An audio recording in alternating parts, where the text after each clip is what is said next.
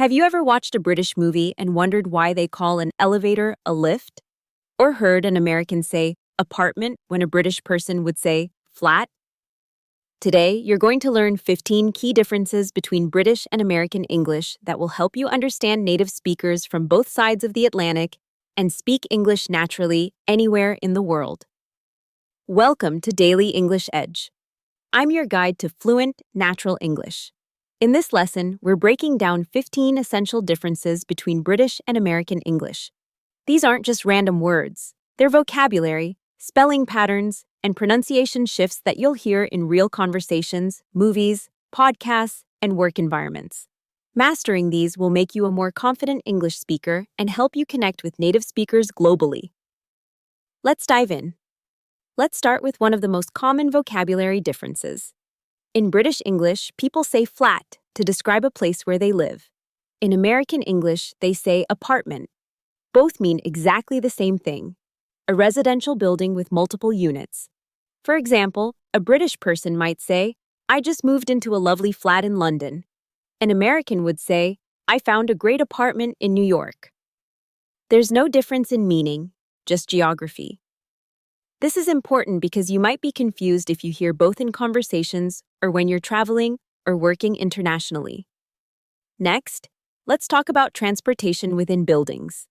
The British say lift and Americans say elevator. Both refer to the mechanical device that takes you up and down in a building. A British speaker, take the lift to the third floor. An American speaker, take the elevator to the third floor. Same meaning, different word. You'll hear this in airports, hotels, office buildings, and malls. If you're working in an international company or traveling, knowing both terms prevents awkward moments where someone might not understand what you're asking for. Let's move to car vocabulary.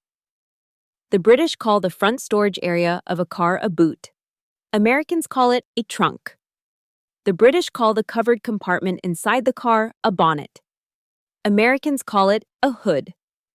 For example, British: I need to put my suitcase in the boot. American: I need to put my suitcase in the trunk.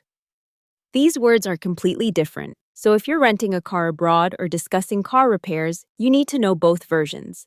This is practical vocabulary for everyday life. Education vocabulary differs significantly. In British English, the early years of education are called primary school. Americans call it elementary school. Then comes secondary school in Britain, which Americans call middle school or high school. At the end of secondary school, British students take exams called GCSEs. American students take the SAT or ACT. A British parent might say, "My daughter is starting primary school next year."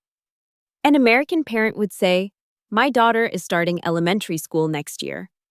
If you have children or work in education, knowing these differences is essential for clear communication. Now let's talk about spelling.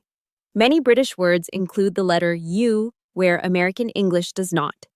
British English: color, honor, favor, organization. American English: color, honor, favor, organization. This pattern is consistent across hundreds of words. British: realize, organize.